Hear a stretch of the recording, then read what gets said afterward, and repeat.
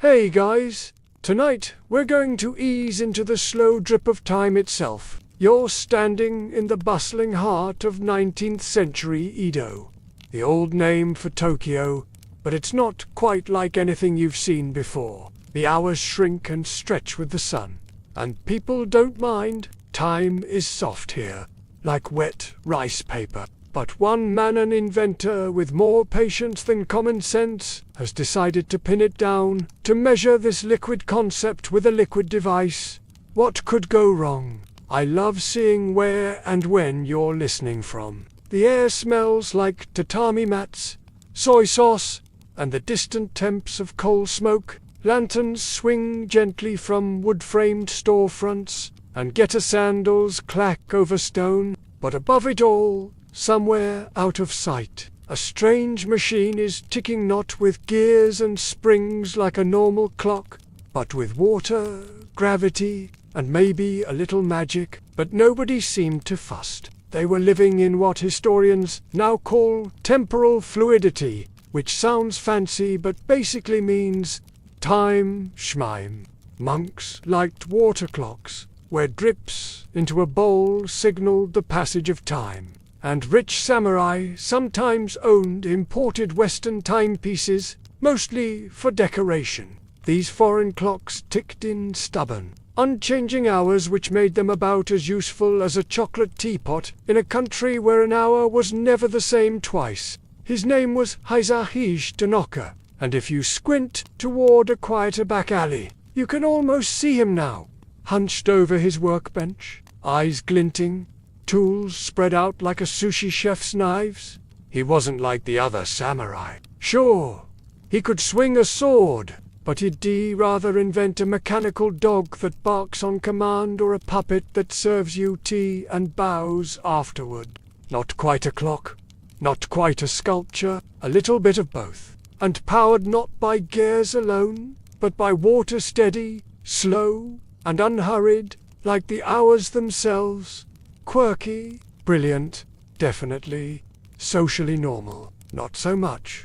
But if they listened very closely, they'd hear the gentle heartbeat of a strange, dripping invention trying to tell them what time it is. Even if that time is always changing, there's a faint ticking, not sharp like a quartz clock, but rhythmic, dripping like a leaky faucet in a cave. He mutters to himself in numbers and sighs when the left dial lags behind the right. You don't understand what any of it means. You just know that somehow, here's capturing time, Japanese time, in a machine that feels more alive than any alarm clock you've ever owned. And in the center of it all sits a hulking thing nearly 7 feet tall, covered in brass and polished wood.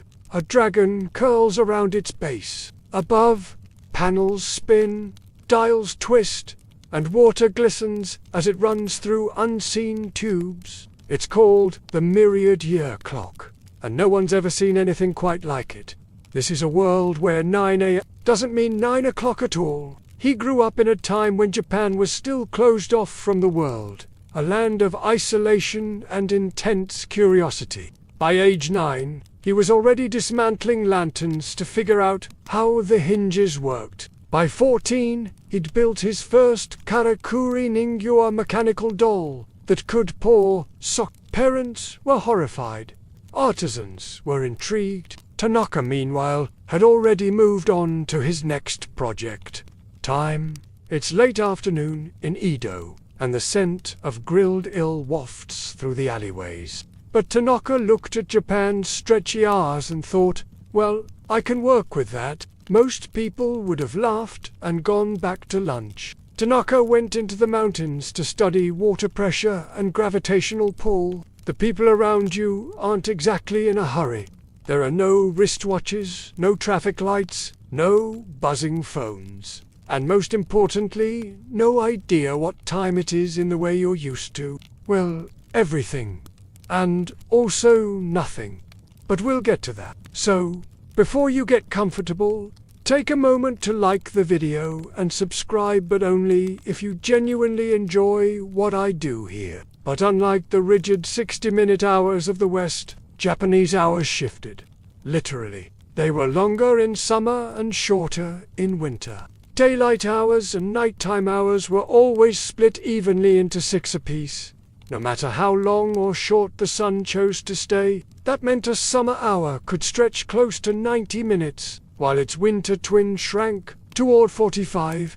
It is less of a clock and more of a suggestion. And if you're still awake by the end, post your location and local time in the comments. Now, dim the lights, maybe turn on a fan for that soft background hum, and let's ease into tonight's journey together. You begin your walk just as the temple bells finish tolling, because time here bends. In Edo-Period Japan, the day was divided into 12 segments, named after zodiac animals. Confused? You're not alone. Even Japanese folks at the time had to double-check sun positions to figure out when to boil tea or start prayers. Of course, some tried to keep up. Merchants used incense clocks-long coils of scented powder that burned at a predictable pace.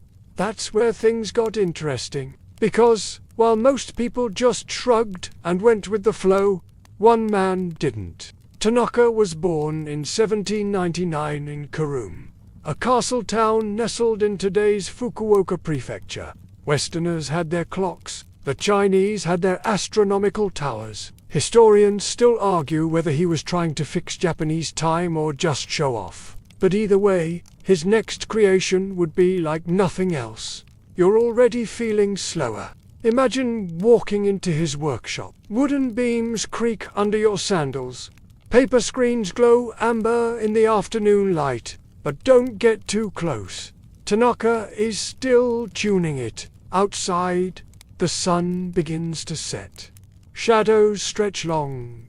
And the people of Edo, they're still not wearing watches. You linger just a little longer in that creaky old workshop, letting the sound of dripping water and softly ticking wooden gears lull your brain into a slower rhythm. The air is warm and smells faintly of cedar and machine oil. Tanaka steps away from the hulking clock, eyes gleaming with the quiet pride of someone who has been building something insane for a decade and is just now realizing it actually works. The Japanese divided the day into 12 parts, not 24, and they were labeled with animal names from the zodiac: rat, ox, tiger, rabbit, and so on. They didn't start at midnight or noon, but at sunset and sunrise, both of which shifted constantly with the seasons. So rabbit hour in winter could be completely different from rabbit hour in summer. Sometimes it lasted 90 minutes, sometimes 45. Even the clocks had to adapt, or just quietly explode from the stress. But here is the thing that keeps bothering you. How does a clock run on time when time itself can make up its mind? So even with all the modifications, Wadoke struggled to match the elastic hours of Japanese life. Merchants overslept. Priests chanted too early. Samurai got grumpy. See, back in 19th century Japan, the very idea of an hour was slippery, which is exactly what happened when the Dutch arrived. The Chinese had used them, so had the Greeks and the Egyptians. Basically, you fill a container with water and let it drip into another container, measuring time by how full it gets. Super simple. And crucially, it didn't care if the hours changed length, just adjust the flow rate or the markings and you back on track. Think of a long stick of incense laid flat inside a wooden box filled with carved pathways, making a device whose inner workings changed with the seasons. Some added rotating gears that physically shifted the length of each hour segment throughout the year. There's evidence he studied ancient Chinese water clocks and maybe even took inspiration from European automata. A whisper of steam rising from a teacup, his left hand gently adjusting a gear while his right writes down a new idea. Respect the way Japanese time felt, the way it flowed unevenly with the seasons, like a stream too lazy to care about your appointments. He's not chasing minutes. He's sculpting them, molding time into something visible, audible, almost touchable. But what no one debates is this. His clock worked, and it was beautiful. Others, more ambitious, designed double-faced clocks, one for daytime, one for night. But no one quite cracked it until Tanaka stepped in with his buckets and tubes. As the incense burned along the maze, it marked the passage of time, and sometimes, if you were lucky, released different scents along the way. Because if time is going to be weird and wobbly, why shouldn't the clock be, too? Morning could smell like jasmine. Afternoon, like sandalwood. Evening, maybe just plain ash. It was accurate to within a few minutes, which, let's face it, is better than your phone when you're scrolling Instagram and forget what day it is. Western mechanical clocks, those tick-tock marvels with springs and pendulums, were based on the European concept of time. Rigid, symmetrical, and standardized, it performed.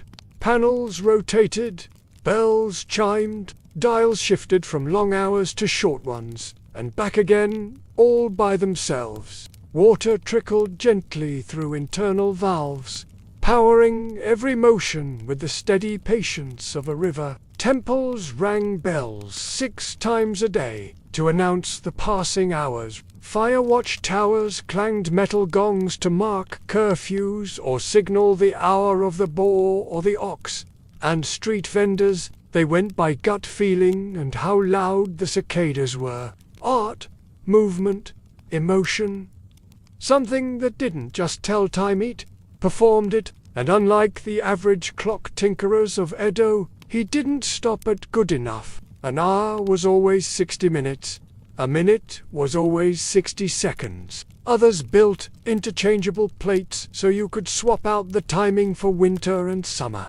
These hacked clocks, called war decay, were wildly complex, temperamental, and sort of adorable in their chaos. Owning one was like having a cat.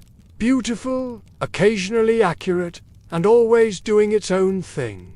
Predictable, boring, dependable, the kind of time you could build trains around. But in Japan, not so much. Imagine giving someone a brand new Rolex, only to have them say, it's not stretchy enough. That's what happened. These imported clocks started showing up in samurai homes and merchant offices, but they couldn't handle the fluctuating hours. Their hands marched on steadily while the actual hours wobbled like jelly. So local clockmakers did what any sensible, tea-loving artisan would do. They hacked the clocks. They started tweaking the gears. Some added extra cams and adjustable mechanical springs had limits. Pendulums didn't swing properly if the ground shook, or if a curious raccoon knocked into them. That's where water came in. Water clocks, or clepsydress, had been around for centuries. Tanaka understood this, but he didn't just want a bowl of dripping water. He wanted drama. Now you're restarting to understand why he built something 7 feet tall. That took him several years and multiple nervous breakdowns to finish. But before we get back to that gigantic thing in the middle of the room, let's peek at how the regular folks dealt with all this. Most commoners couldn't afford fancy clocks. Instead, they listened. One popular tool among the less mechanically inclined was the incense clock. Meanwhile, back at the fancy end of society, a few elite clockmakers were still wrestling with war decay guts.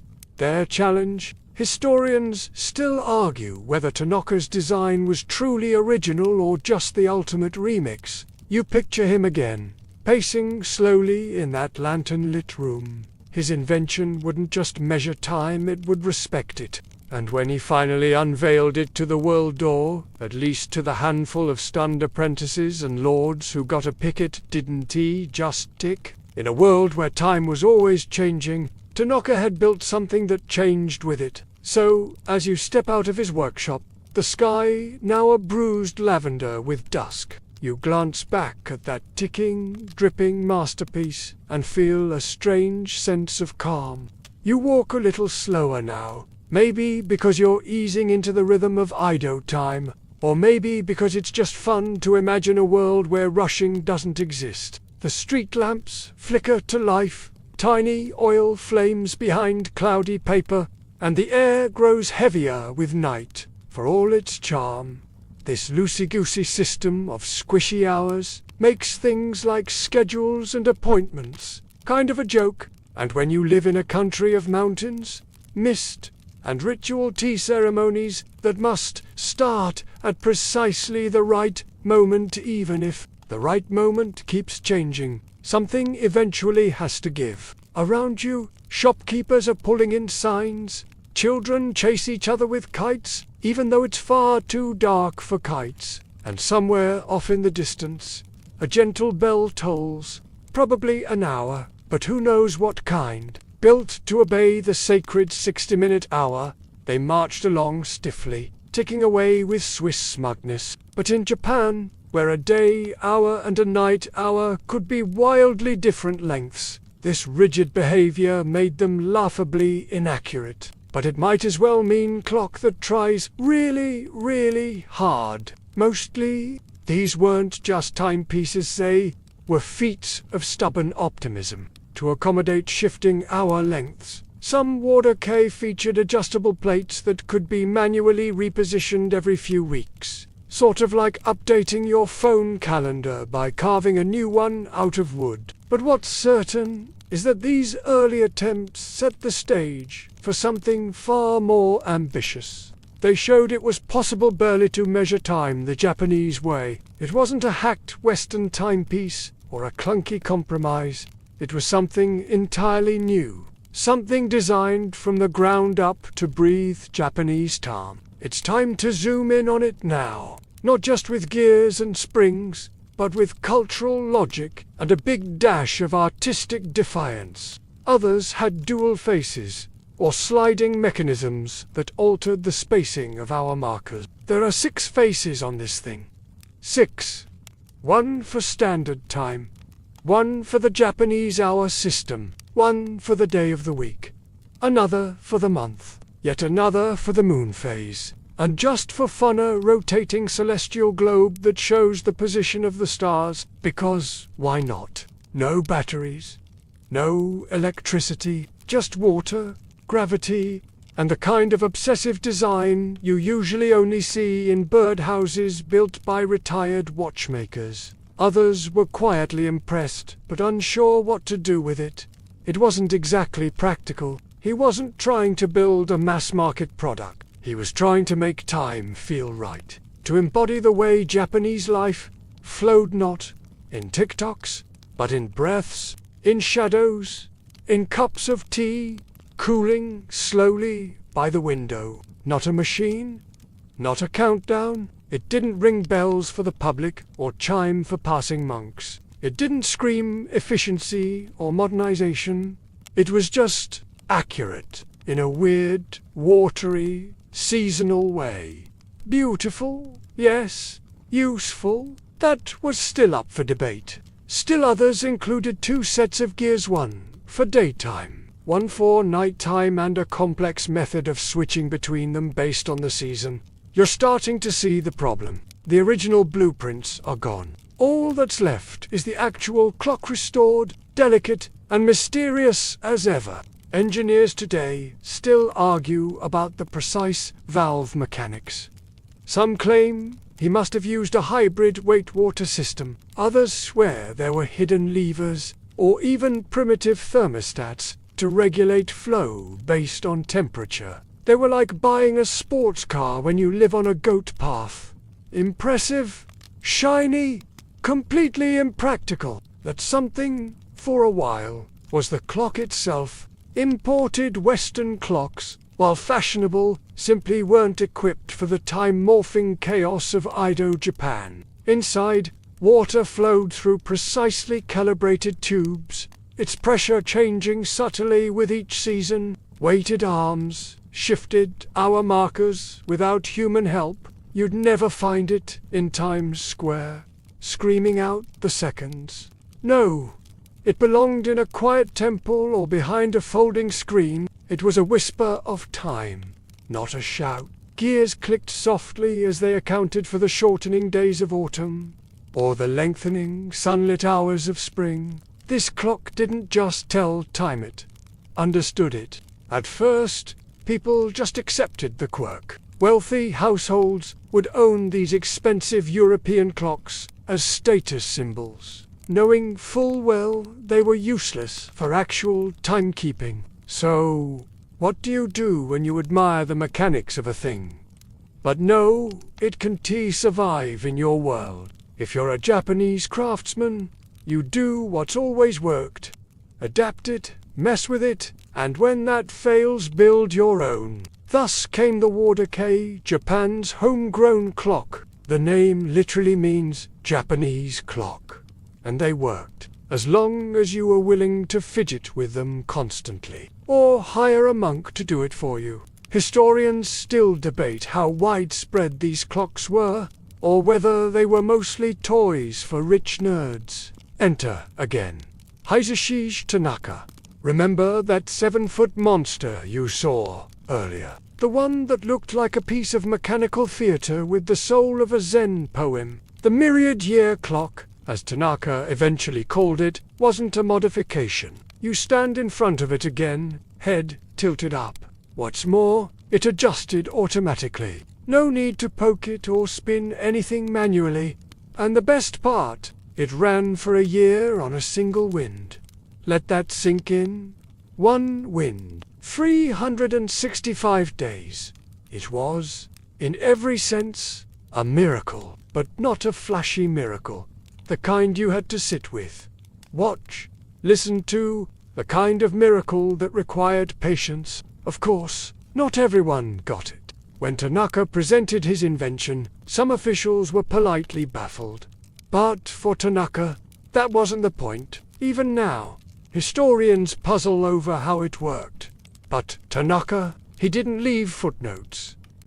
He let the clock do the talking. And when you listen closely to its gentle rhythm, when you let your own breath slow to match it, starts to sound like something familiar. Just time. Soft, uneven, and perfectly human.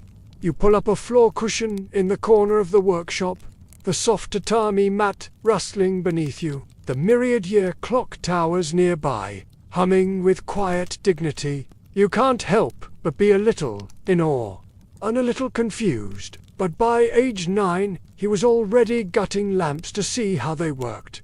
He was polite, sure, talented, no doubt, but also odd.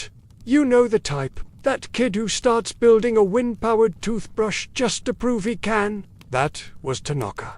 By 12, he was obsessed with springs and pulleys. Unlike many tinkerers of the time, Tanaka wasn't working in isolation. Some say he studied Western mechanical treatises, smuggled in from Dutch traders at Nagasaki. Others insist he was self-taught, learning from temple clocks and intuition.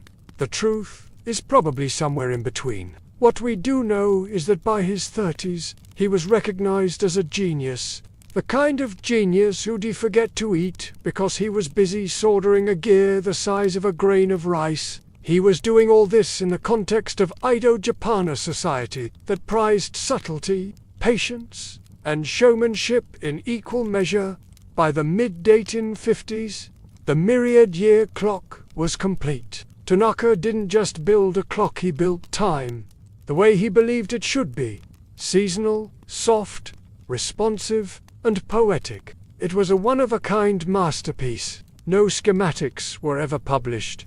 No instructions passed down. Tanaka made it to exist, not to replicate. How many gadgets do you own that'll last even 10? It stood taller than a person, weighed several hundred pounds, and looked like a cross between a Buddhist altar and a spaceship. Visitors stare in awe, engineers scratch their heads, and children press their noses to the display case. It's mesmerizing and oddly soothing. On the front, 6 dials spun in quiet harmony. On the back, a hidden system of water chambers. Because this wasn't just about minutes and hours.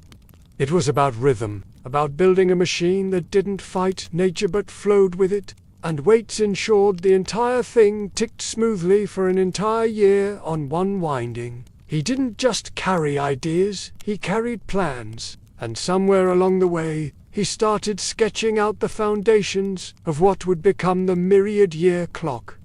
Historians and horologists still argue over how some of the internal balancing valves worked. No blueprints survive. It's like a mechanical haiku.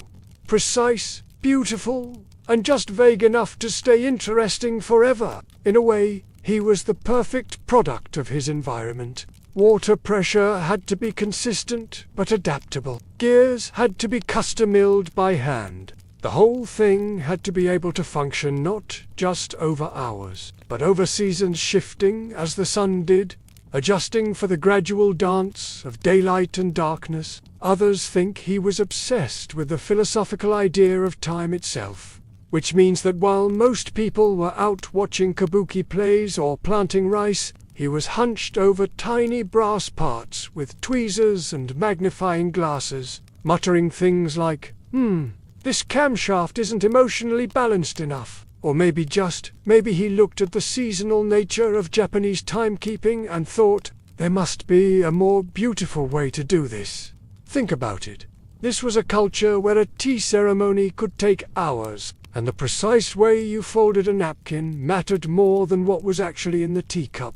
Tanaka didn't just invent machines, he choreographed them. These weren't just toys. They were miniature mechanical performers.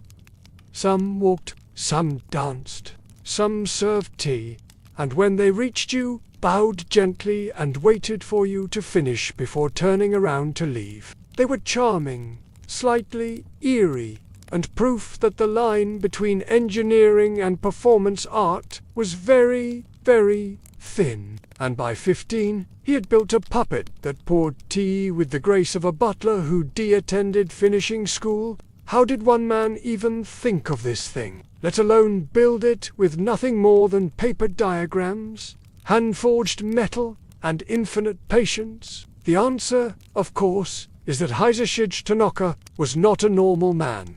He was what you might gently call a character. Born into a samurai family in 1799, Tanaka was expected to follow the usual path: study the sword, recite your Confucian virtues, nod a lot at your superiors, maybe get into light poetry if things got wild. Every creation had the same signature: delight wrapped in precision. People in his village weren't sure what to do with him. He quickly became a master of karakuri ninyo, traditional Japanese automata. And Tanaka didn't stop at dolls. He designed ink-writing robots, miniature theaters, and elaborate clocks that rang chimes and moved zodiac animals in little parades. But here's where it gets interesting. Historians still argue whether Tanaka was a true polymath, or just someone who couldn't sit still. There are conflicting accounts of his early education. Eventually, he moved from Karun to Osaka and finally to Aido, bringing with him boxes of tools, models, and sketches. Why a clock? Well, no one really knows. Some say he was frustrated by the clunky performance of the existing Wardo-kei. Let's be clear, this was no simple feat. The myriad-year clock was not some weekend project. It required years of trial and error. Tanaka built much of it himself, and somehow, despite the odds, he did it. This wasn't just a feat of mechanics, it was a philosophy. And yet, for all its grandeur, the myriad-year clock wasn't for mass production. You glance at it again, wondering how it's still standing. After all, it's over 160 years old. Today, the original clock is housed in the National Museum of Nature and Science in Tokyo, lovingly restored and quietly ticking away behind glass. And yet, even now, parts of its design remain mysterious. So, as you sit there beside Tanaka's ticking dream, you might feel your own pulse slow just a little, and maybe, just maybe, that's the kind of time we should be keeping all along. The room is quieter now. the kind of quiet that only settles in when the world has stopped rushing. You can almost hear the floorboards sigh beneath you. The candle's flame wavers gently as the myriad-year clock continues its soft, dripping performance. That's a fancy way of saying water moves through the device at a controlled pace, and that movement helps regulate everything from gears to chimes to our hands. As gravity pulls it downward, it flows through valves and onto a weighted scoop or counterbalance. This motion either winds a gear or shifts a mechanism, perhaps turning one of the 6 dials ever so slightly, and that's only one of the functions. Except this wasn't a modern pump or pressurized system. Some follow elliptical paths, designed to simulate the changing arc of the sun through the sky. The hour hand T just march forward in tidy steps. It stretches and shrinks, its intervals depending on whether it is a summer morning or a winter night. Imagine a tiny sphere inside the clock, half black, half silver, rotating gradually to match the moon in the sky.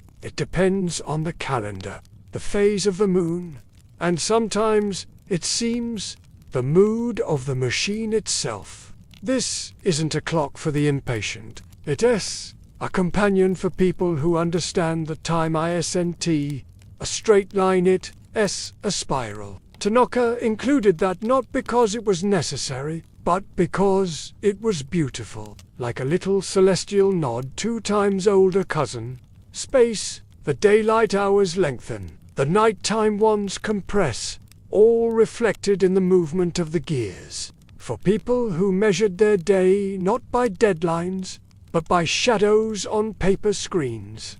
This was 19th century wizardry, a balancing act of gravity, friction, and precise craftsmanship. Suddenly, being on time wasn't a charming suggestion. It was a national necessity. The water level inside the chamber drops by just a sip. A weight resets, silent and unseen. Just the quiet motion of a device that's alive in its own way.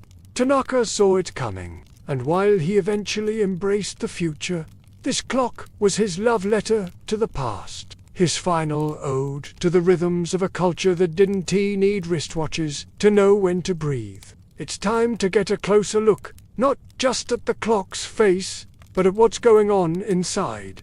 Let's talk water. Not the kind you drink. When the seasons changed and daylight hours grew longer or shorter, the water's flow was subtly redirected by weighted levers and pressure-balancing valves. A tiny wooden panel, sensitive to moisture, would subtly expand or contract, adjusting airflow to ensure the water pressure stayed consistent, even when the air grew muggy. During Japan's rainy season, is it confirmed? Not quite, but it would be very on-brand for Tanaka. These weren't just mechanisms, they were musical instruments playing the song of the seasons, one drop at a time. Not even the kind you splash through in a hot spring. Some say Tanaka built it as a secret philosophical statement, an argument in metal and wood against the coming wave of Western industrialization. The clock doesn't follow universal time. It follows Japanese time, local time, human time, time that breathes and bows and blushes. No, this water has a Joban, extremely important one. It has to move through a maze of copper tubes and secret chambers with exactly the right rhythm, or else the entire timekeeping system falls apart. The myriad-year clock was designed with what engineers today call a hydrostatic drive. But none of those were this complex, and certainly none of them adjusted automatically to seasonal shifts without manual tweaking. That's why modern engineers still squint at blueprints and whisper, "How did he do this?" Now imagine this. Somewhere inside the clock's tall wooden frame, water is held in a reservoir, probably at the top. It gets even better. This water system didn't just run blindly. It adapted. Historians still argue whether Tanaka created the valve design himself, or borrowed ancient principles from Chinese clepsydras early water clocks. that had been used in East Asia since the Han Dynasty. Now take a closer look at those gears. Not all of them spin in regular circles. It's not a bug, it's the whole point. One of the most mesmerizing parts. The dial that tracks the lunar phase. Meanwhile, a bell chimes softly on the hour. Not every hour, Eri, the ones it's supposed to. Some days it chimes 6 times, others 7. Here's a strange detail. Some scholars believe the clock even incorporated a humidity regulator. Now, let's get weird for a moment. There's a theory floating around, admittedly fringe, that the myriad-year clock was more than just a timepiece. It doesn't count seconds, it honors moments. That's probably why it never went into production. It wasn't designed for factories or timetables. It was designed for stillness. Of course, not everyone appreciated that. As the Meiji era crept in, Japan started importing railroads, telegrams, and yes, you watch as the moon dial shifts a hair's breadth. No buzzing alarms, no flashing lights, and then it hits you. This clock isn't trying to show you the time, it's trying to teach you how to feel it. You stay seated, almost unconsciously, as the clock shifts once more. A small wooden pin moves. A brass plate slides like a leaf in a breeze. Somewhere deep within the cabinet, a droplet of water slips into the next basin. The effect is hypnotic. It's the sound of time passing with a shrug. This was Tanaka's intention, and you're starting to feel the pull of it. Now this different way of experiencing minutes and hours, not as measurements, but as moods. It's like watching a forest grow so slow, so subtle, that you don't realize anything's changed until you blink. Then a soft chime. Just one. Not loud, not urgent. You see the daylight dial stretch into a wide arc. You hear a double chime, one for the moment just past, one for the moment arriving. On the moon dial, a silver sphere shifts from half to full. The celestial globe rotates minutely to reflect a new star's rise over the eastern sky. Next to that, a weekday dial, probably adorned with kanji for each day, turns with the patience of a monk. Some early sketches suggest Tanaka experimented with using symbols, seasonal flowers, animal signs, or phases of the sun's journey across the sky. Why? Because, again, he wasn't just marking when something was, but how it felt. Noon in summer has a different soul than noon in winter. He wanted the clock to show that. There's even a calendar dial for the solar months. And, believe it or not, one for zodiac. Year's a reminder that time is not just a straight road, but a wheel, forever circling back on itself. But Tanaka didn't build all this just to make you sleepy. Some claim it could stay accurate to within a few minutes over an entire month, a remarkable feat, considering it was running on dripping water and wood-bushed gears. It flows, it stretches and shrinks, it brightens and darkens, it waxes and wanes like the moon on that dial. It breathes, and so should you. That's the paradox. Tanaka captured a mechanism that runs like a machine, but feels like a meditation. The artistry was equal to the engineering. The whole thing wasn't just functional, it was contemplative. And the air grows stiller. You realize something?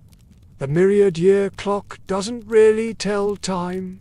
Others argue it was never meant to be precise in a modern sense, only intuitively correct, a reflection of the way time was felt, not enforced. Each bell strike has a slightly different tone, chosen deliberately, to divide life into calendar invites and 3-minute microwave intervals. But this is time as something you can observe without needing to obey it. Even the layout of the clock, the visual design flowed from left to right in the same gentle arc as a Japanese folding screen, like a panoramic story told in quiet motion. According to some accounts, Tanaka tuned them, using hollow bronze cups of varying depths. The result? A soft, musical progression, never harsh, never jarring, just a kind of whispered lullaby from the inner world of gears and water. The real brilliance of the myriad-year clock lies in what it shows as well as what it sounds like. With its 6 synchronized faces, the clock wasn't just about telling time, it was about showing it. Picture the front panel. One dial displays the unequal hour system, where daylight and nighttime are divided into 6 chunks each, regardless of season. In summer, those daylight hours stretch wide and long. In winter, they scrunch up like a cold cat. The dial responds accordingly, shifting to match the length of the sunlit day, almost like a mechanical sundial on autopilot. Beside it, another dial shows the phases of the moon. And then there's the chime mechanism. It doesn't just ding like a normal clock. Imagine standing in that room as the clock marks one of the longer summer hours. The whole thing feels alive, not like a machine, but like a garden that just happens to tell you what time it is. Historians still debate just how precisely the myriad-year clock tracked time. That's a concept Westerners struggle with. We like time to be bossy, to beep at us. One particularly charming quirk: the myriad-year clocks, our indicators, weren't always numbers. And guess what? It did. It showed the changing hour lengths with little wooden sliders that moved daily. It illustrated the cycle of seasons with rotating discs. And Tanaka didn't stop there. He added tiny decorative touches: engraved plum blossoms, etched clouds, lacquered surfaces that caught the candlelight just so. You're starting to get it now. This clock wasn't made to organize your day. It was made to slow it down, to remind you that the world doesn't tick forward in rigid steps, which is why it's so easy to lose track of time sitting beside it. Funny, isn't it? A machine built to track time is the very thing making you forget it. And in that spirit, as the candle near you burns just a little shorter, it invites you to experience it. You stay seated, almost unconsciously, as the clock shifts once more. A small wooden pin moves. A brass plate slides like a leaf in a breeze. Somewhere deep within the cabinet, a droplet of water slips into the next basin. The effect is hypnotic. It's the sound of time passing with a shrug. This was Tanaka's intention, and you're starting to feel the pull of it. Now this different way of experiencing minutes and hours, not as measurements, but as moods. It's like watching a forest grow so slow, so subtle, that you don't realize anything's changed until you blink. Then a soft chime. Just one. Not loud, not urgent. You see the daylight dial stretch into a wide arc. You hear a double chime, one for the moment just past, one for the moment arriving. On the moon dial, a silver sphere shifts from half to full. The celestial globe rotates minutely to reflect a new star's rise over the eastern sky. Next to that, a weekday dial, probably adorned with kanji for each day, turns with the patience of a monk. Some early sketches suggest Tanaka experimented with using symbols, seasonal flowers, animal signs, or phases of the sun's journey across the sky. Why? Because, again, he wasn't just marking when something was, but how it felt. Noon in summer has a different soul than noon in winter. He wanted the clock to show that. There's even a calendar dial for the solar months. And, believe it or not, one for zodiac. Year's a reminder that time is not just a straight road, but a wheel, forever circling back on itself. But Tanaka didn't build all this just to make you sleepy. Some claim it could stay accurate to within a few minutes over an entire month, a remarkable feat, considering it was running on dripping water and wood-bushed gears. It flows, it stretches and shrinks, it brightens and darkens, it waxes and wanes like the moon on that dial. It breathed, and so should you. That's the paradox. Tanaka captured a mechanism that runs like a machine, but feels like a meditation. The artistry was equal to the engineering. The whole thing wasn't just functional, it was contemplative. And the air grows stiller. You realize something? The myriad-year clock doesn't really tell time. Others argue it was never meant to be precise in a modern sense, only intuitively correct, a reflection of the way time was felt, not enforced. Each bell strike has a slightly different tone, chosen deliberately, to divide life into calendar invites and 3-minute microwave intervals. But this is time as something you can observe without needing to obey it. Even the layout of the clock, the visual design flowed from left to right in the same gentle arc as a Japanese folding screen, like a panoramic story told in quiet motion. According to some accounts, Tanaka tuned them using hollow bronze cups of varying depths. The result, a soft, musical progression, never harsh, never jarring, just a kind of whispered lullaby from the inner world of gears and water. The real brilliance of the myriad-year clock lies in what it shows as well as what it sounds like. With its 6 synchronized faces, the clock wasn't just about telling time, it was about showing it. Picture the front panel. One dial displays the unequal hour system, where daylight and nighttime are divided into 6 chunks each, regardless of season. In summer, those daylight hours stretch wide and long. In winter, they scrunch up like a cold cat. The dial responds accordingly, shifting to match the length of the sunlit day, almost like a mechanical sundial on autopilot. Beside it, another dial shows the phases of the moon. And then there's the chime mechanism. It doesn't just ding like a normal clock. Imagine standing in that room as the clock marks one of the longer summer hours. The whole thing feels alive, not like a machine, but like a garden that just happens to tell you what time it is. Historians still debate just how precisely the myriad-year clock tracked time. That's a concept Westerners struggle with. We like time to be bossy, to beep at us. One particularly charming quirk: the myriad-year clocks, our indicators, weren't always numbers.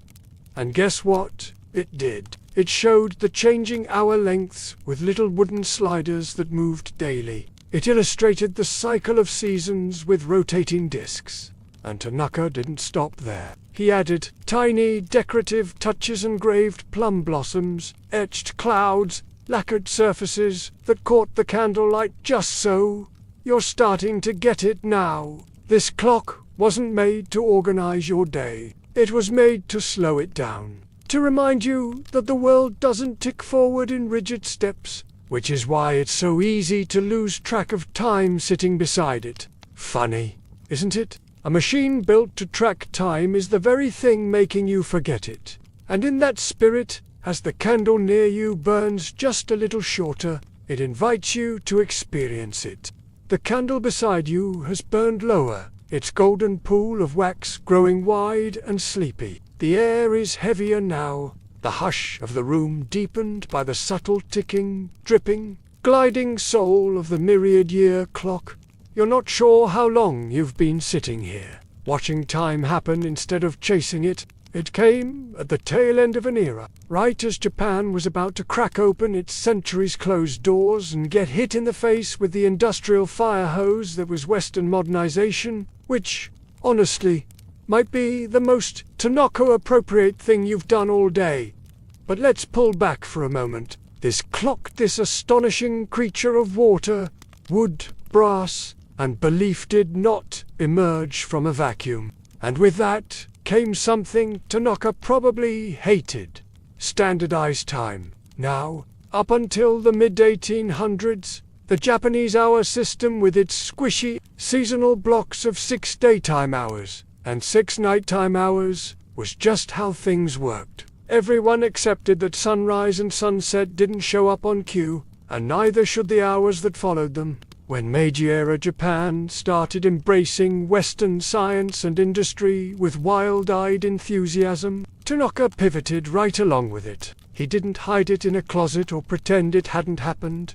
It remained a centerpiece of his legacy, a quiet echo from a world that was already fading, and the next, you re-stuck in traffic yelling at a glowing rectangle on your dashboard for being 2 minutes off schedule. Progress doesn't erase longing. It just overlays it. He began designing telegraphs, steam engines, and electrical devices. The tug between slowing down and speeding up, between holding on and catching up. His workshop went from looking like a temple of time to something closer to a Tesla showroom with gears replaced by bells to ring on the dot, ships to dock at precise moments. An hour was now 60 minutes. It even made it through World War II, time when Tokyo was heavily bombed and countless historical artifacts vanished forever. And for a few minutes or more, if they lucky, they forget that their phone is buzzing in their pocket. Or that they 5 minutes late for whatever comes next. Always. Everywhere. No seasonal breathing allowed. Because while he loved old rhythms and intricate seasonal mechanisms, he also wasn't exactly allergic to change. In a world obsessed with acceleration, the myriad-year clock reminds us that slowness is not laziness. It's presence, awareness, respect. In fact, after creating the myriad-year clock, he went on to found Tanaka Shisakusho, a manufacturing company that surprise twist would eventually become Toshiba. He didn't choose one over the other. He danced between them, gear by gear, drop by drop. And eventually, it found a home in the National Museum of Nature and Science, where it was painstakingly restored to full working condition. But all that started to change when Commodore Matthew Perry and his black ships arrived in 1853, hauling gifts, cannons, and a pocket watch that ticked like it ruled the world. If anything, it became more precious. A relic. Yes, but not just of timekeeping, of how time once felt, of a worldview that accepted impermanence not as an error, but as the design. Western timekeeping came with trains, with telegraphs, with timetables printed in neat little columns.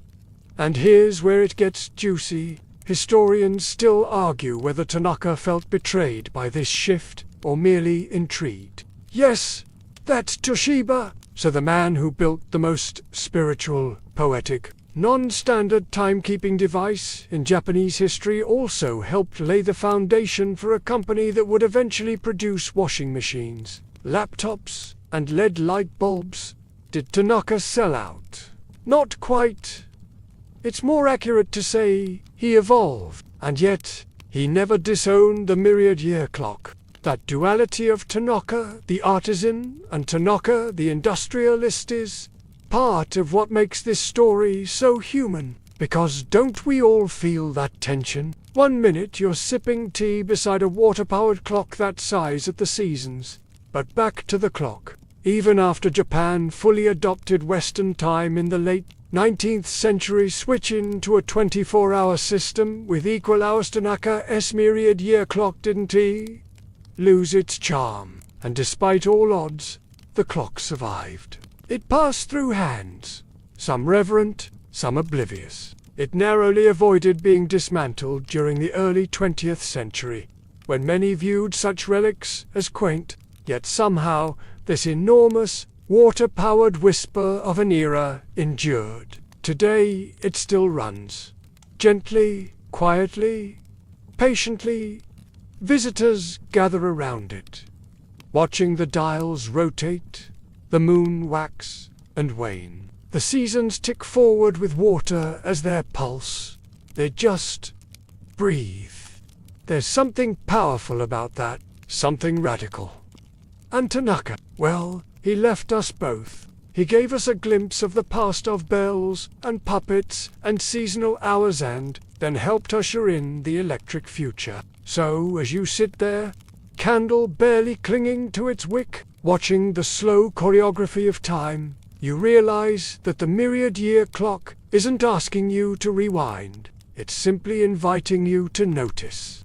The clock's soft ticking fades into the background of your mind, blending with the distant sounds of a city that's long since gone to sleep. You realize you've been holding your breath, but on the relationship between tradition and innovation in Japan's rapid modernization, you exhale slowly, sensing with the rhythm of that ancient water flow, as if the clock's heartbeat has somehow become your own. The Meiji Restoration wasn't just political. It was cultural, industrial, and deeply personal. Suddenly, centuries-old ways were challenged, replaced, or rushed aside to make way for railroads, factories, and telegraphs. Let us take a moment to consider the broader impact of Tanaka's work, not just on clocks. He never abandoned craftsmanship for mass production. Instead, he straddled both worlds. He was a master of Monozukuri, the art and spirit of making things with dedication, precision, and pride. Not because he was flashy or relentless,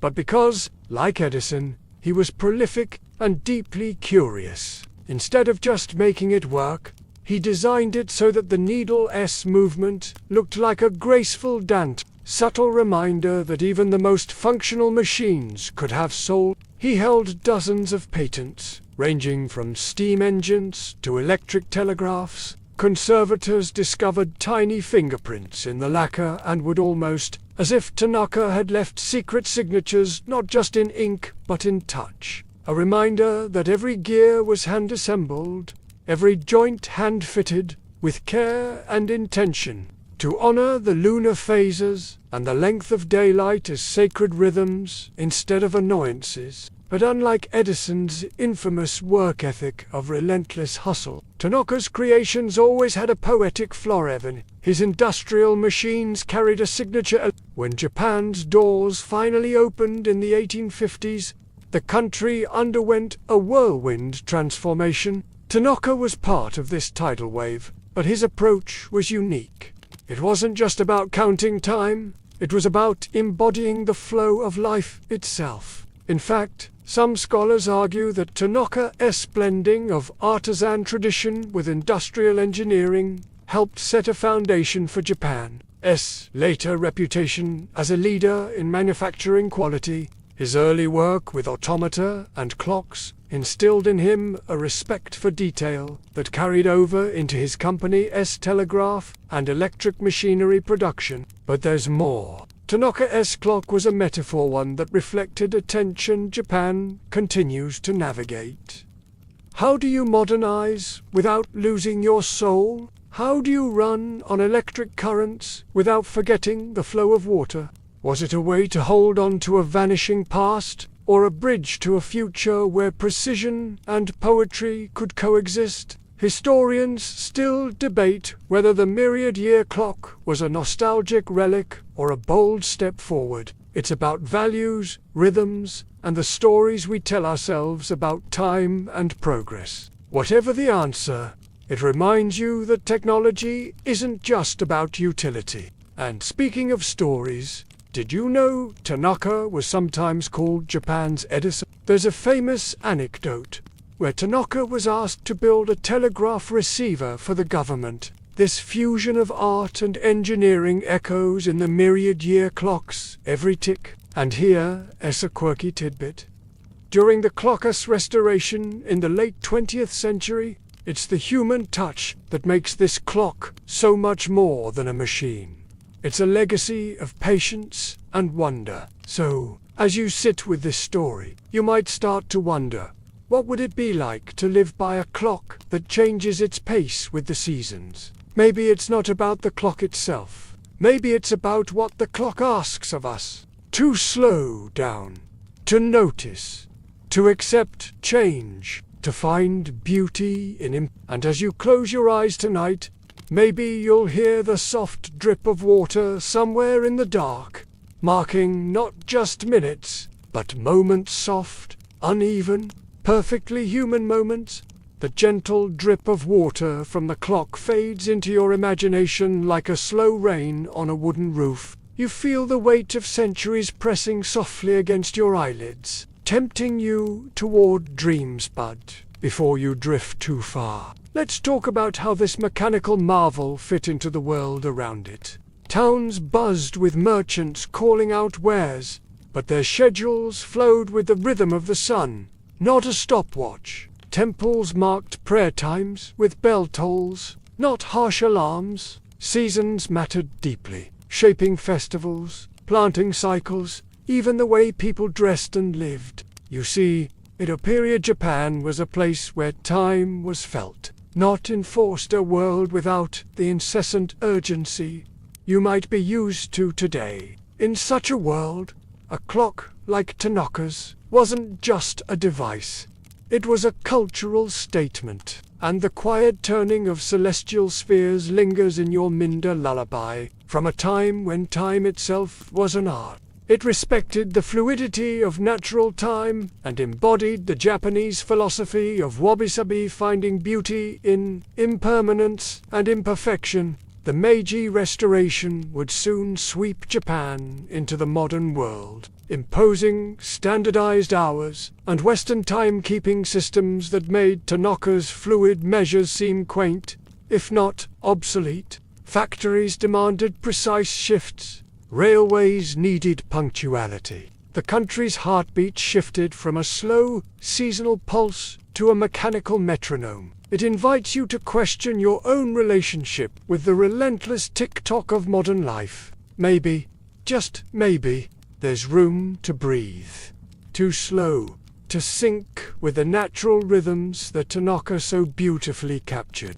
The myriad-year clock was a kinetic poem, celebrating the shifting dance of sun, moon, and water. Yet, this clock also lived on the cusp of great change. Tanaka himself embraced this new era. He transitioned from making poetic clocks to manufacturing telegraphs and steam engines. His company would evolve into Toshiba, a global technology titan. But the spirit of the myriad-year clocked, the harmony of precision and poetry never truly disappeared. Today, the clock stands as a reminder that time is not just a number, but a feeling, a story, a dance. And as your eyes grow heavy, the image of water trickling through brass pipes, the soft chime marking unequal hours. Sleep well, friend. The clock is still ticking, softly, somewhere deep in the heart of Tokyo, waiting for the next moment to remind you to breathe.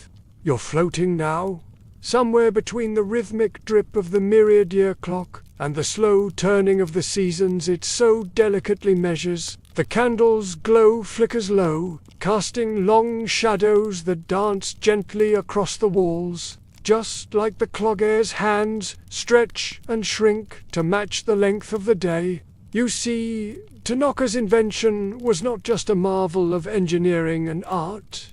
It was a symbol of resilience. But there's one piece of the story we haven't touched on yet, something that might surprise you. Because Japan's history is littered with clocks and timepieces that simply didn't survive the tides of change. Natural disasters, wars, and cultural shifts swept many mechanical wonders away. Many clocks, with their delicate parts, shattered or vanished.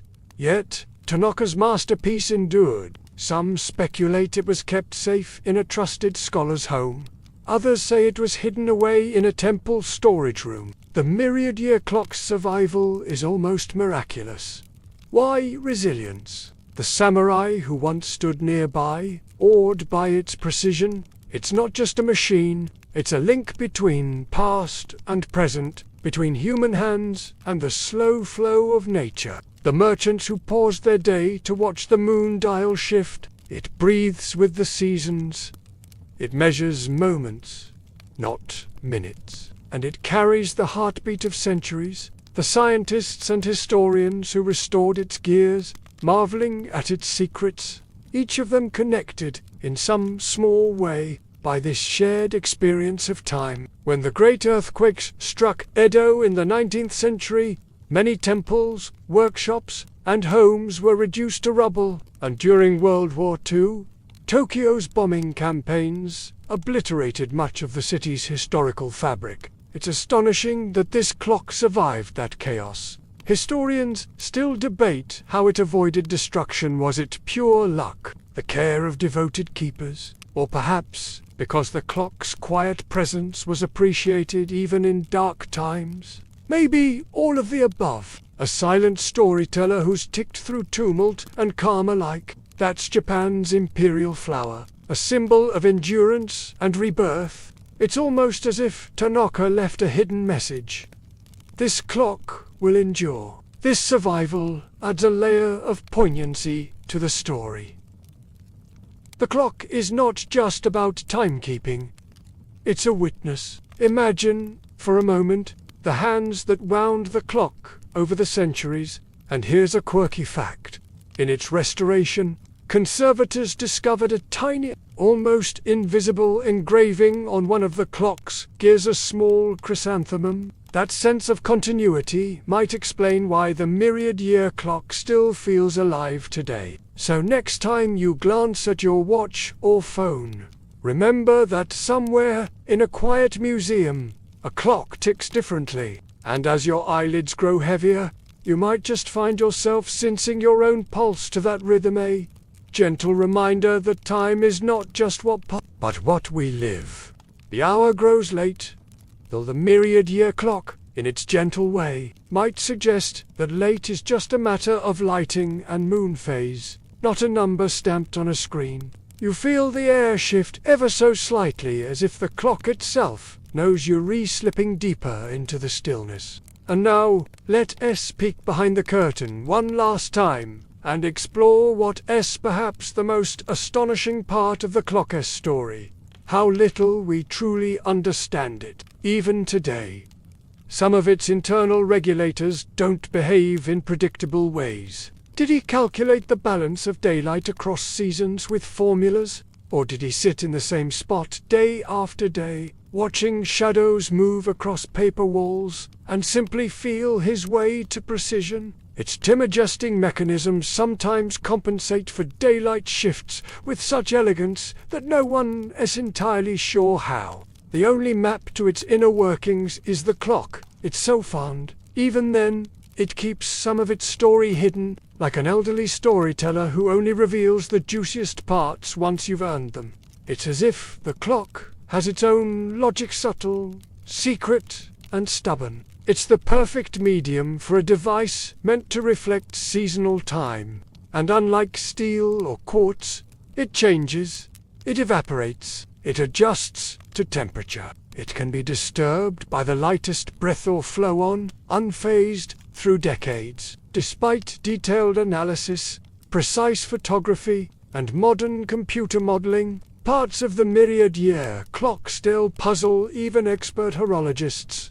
Historians still argue whether Tanaka built certain features based on empirical observation or mathematical foresight. Water has long been revered in Japanese tradition not just for its cleansing qualities, but as a metaphor for adaptability and inner calm. A shichidoshi uses the same basic principle: fill, tip, empty, reset. The chime arrives not exactly on time, but when it should, because it reminds you that time isn't your enemy.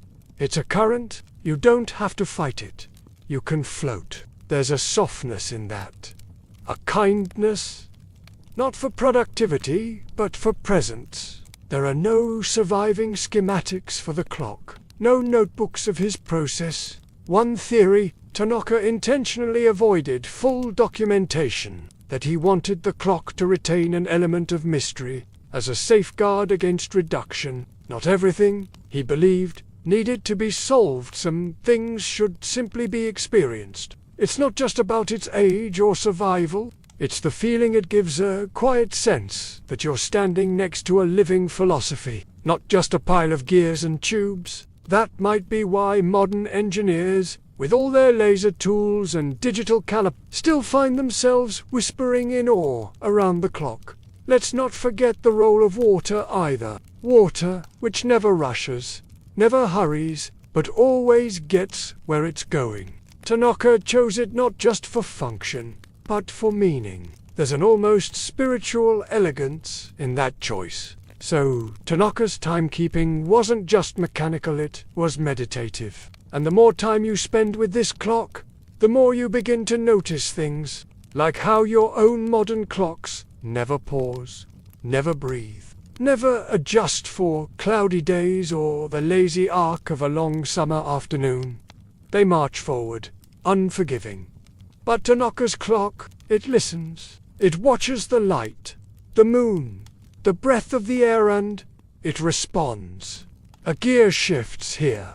A valve adjusts there. And maybe that's why you feel calmer just thinking about it. You can let the moon dial spin and the bell chime as it pleases. You can let the hours stretch or compress as long as you're present in them. And if one beautifully crafted, water-dripping, moon-tracking machine can make you feel all that, then maybe Tanaka succeeded more than he ever imagined.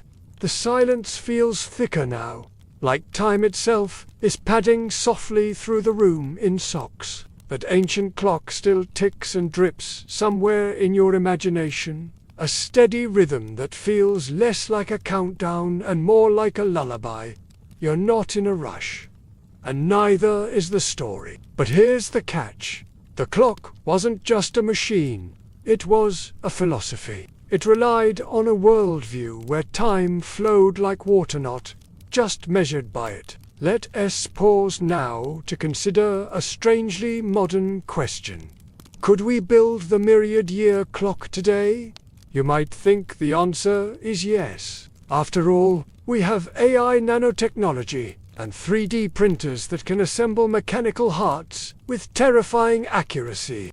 To recreate it now, someone would have to do more than follow blueprints. They'd need to unlearn the 24/7 mindset, the obsession with precision, the demand for synchronization across time zones. Yes, the pieces work. Yes, the chimes ring. But many insist the soul of the Machiander, soft calibration of water, flow and seasonality to be fully revived in a museum under glass. It tracked the lunar solar calendar, which meant it had to know not only the day and the month. Most modern engineers who examine it agree. This was either the product of sheer genius or cosmic luck. Either way, the effect was the same: a clock that didn't just tell you when you were, but where you were in the grand dance of sun and moon. But when a leap month was added to realign the lunar cycle with the solar year, a uniquely tricky problem, because the clock was meant to live in the world, to breathe ambient temperature, to respond to candlelight, humidity, moonlight, and rain. They'd have to believe in a world where hours stretch and shrink like silk in the wind. Every moment, every drip, every inch of shadow stretching across a tatami mat becomes sacred. Not a world run by seconds, but one ruled by seasons. Historians still argue whether the restoration of the clock in the late 20th century was even truly complete. And without those conditions, it becomes something different. Not dead, just dormant. Like a koi fish frozen under winter ice, waiting for a sun it can still remember. Which leads us to an oddly poetic truth. This machine, this masterpiece, this humbly dripping artifact was always alive. In its own way, it reacted. It changed. It moved in harmony with its environment. And isn't that more than you can say for most clocks? They dominate, they dictate, they flash and beep and bark orders. But Tanaka's clock, it followed, it respected the flow of time, rather than trying to leash it. One particularly beautiful feature, often overlooked, was the clock's calendar dial. Not just any calendar. Tanaka solved it with a combination of gears and sliding notches that could skip forward or extend certain cycles. That's the difference. Most clocks today are blind. They just count. But this one, it sees. It sees the sky. It sees the seasons. It sees you, sitting there, falling asleep at the edge of its story. Maybe that's the quiet power of the myriad-year clock. It doesn't just mark time, it honors it, and as your body softens with the rhythm of that thought, you start to wonder, what would your day feel like if you lived it the way this clock runs? Would you rush less? Notice more? Maybe you'd stop seeing time as the thing that slips away and start seeing it as the thing you're floating within. Like water, like breath, like the turning of a moonlit dial in a clock built not to conquer time, but to move with it. You can feel it now, can't you? That subtle shift, the way your thoughts have slowed, your heartbeat soft, your breath longer between the notes of silence. The myriad-year clock has done its work, even if it never sat in the same room as you. And now, you find yourself curious about one last thing.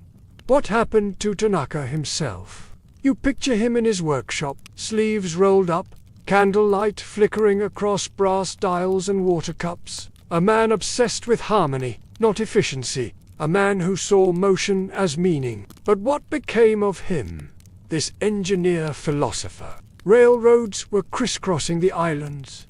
Electric lines were humming. Steamships churned the Pacific. And there he was, leaving behind one of the quietest inventions in history, a clock that resisted rush. Some argue that the soul of his gentle machines vanished once mass production took over. One that invites us to ask, should all technology be fast? Should it always be loud, bright, optimized?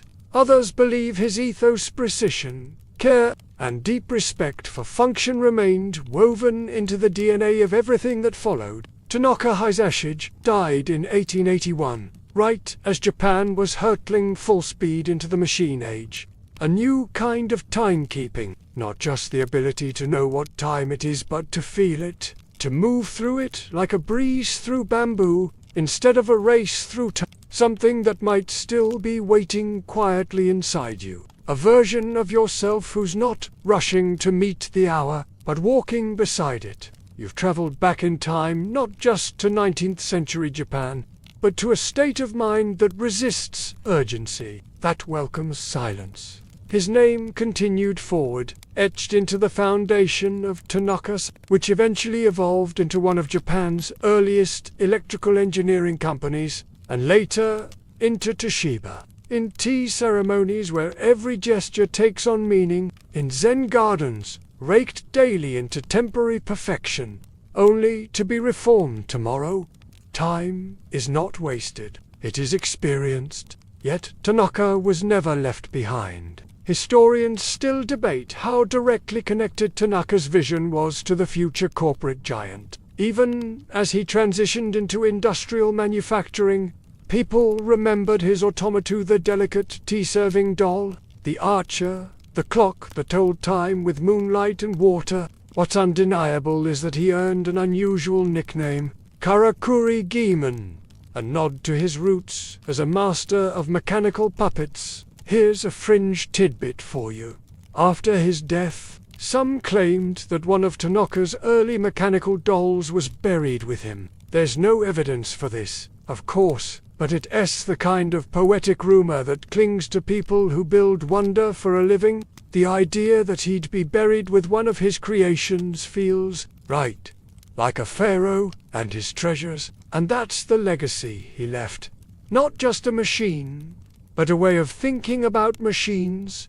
Or can it be slow, soft, and meaningful? Because that's what Tanaka gave us. Modern Japanese culture still echoes with that idea. You see it in the design of Shinto shrines, where visitors cleanse their hands with ladled water. Tanaka's clock didn't fight the tides of modernization, but it held the memory of something older. And here you are now, deep in the folds of night, thinking not of alarms or schedules, but of moons and seasons and dripping water. So let's let Tanaka rest, surrounded by the invisible motion of his inventions. Let the hour pass, let the moment linger, let the clock tick not forward, but with you. The night has wrapped itself around you now, like a blanket spun from silence and moonlight. You don't remember the last time you checked the time ironically, in a story about clocks. But that's just it, isn't it?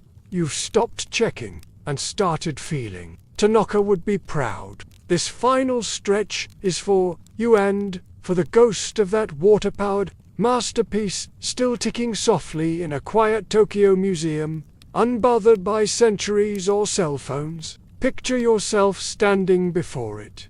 You lean in closer, not because the clock demands it, but because it invites you. The chimes are soft enough to be mistaken for a breeze. If we rose and rested by moonlight, adjusted our work to the length of a winter day, or celebrated the drift of seasons, not with panic, but with patience, the seasonal hour markers adjust their length like a cat stretching in sunlight. The calendar disk shrugs its way toward another month, not ticking, but pulsing, not rushing, but resting, because in a way it is still running not in mechanics, but in meaning. And every so often, the soft clink of water falling into its basin, an invisible heartbeat, echoing into forever. The dials move slowly, as if unsure whether to turn or just stretch in place. There is no urgency here, no panic, only presence. The moon phase dial turns with the slow gravity of the sky. This was never just a machine. It was a worldview in wood and brass, a gentle rebellion against the tyranny of the tick. Inside, a boy watches his grandfather adjust a dial, listens to the drip of water, and learns that time can be kind. A whisper to the soul that says, "You are not late, you are not behind, you are right on time for your life." The seasons turn. It makes you wonder how different things would be if we carried this rhythm with us. Historians still debate whether Tanaka meant the clock to run for 1,000 years, or whether that was simply poetic branding. But maybe it doesn't matter. Think of the way that clock moved, not in haste, but with care.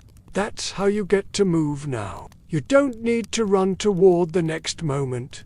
You're already there.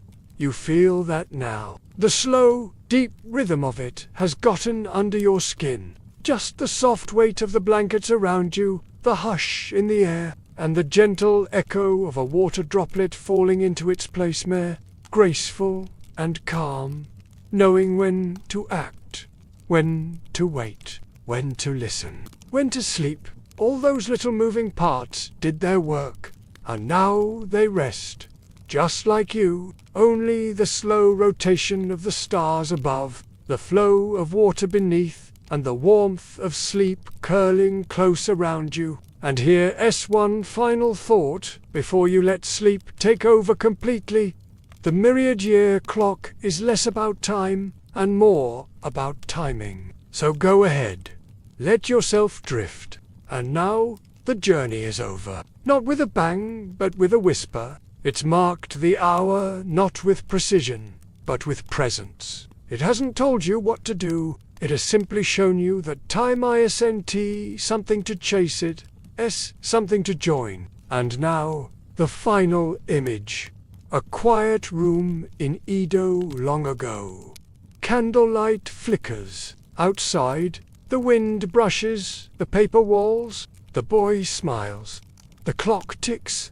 So do you. And now, as the final chime fades into the quiet, let yourself melt into stillness. There's nothing more to do tonight. No bells to answer. No minutes to account for.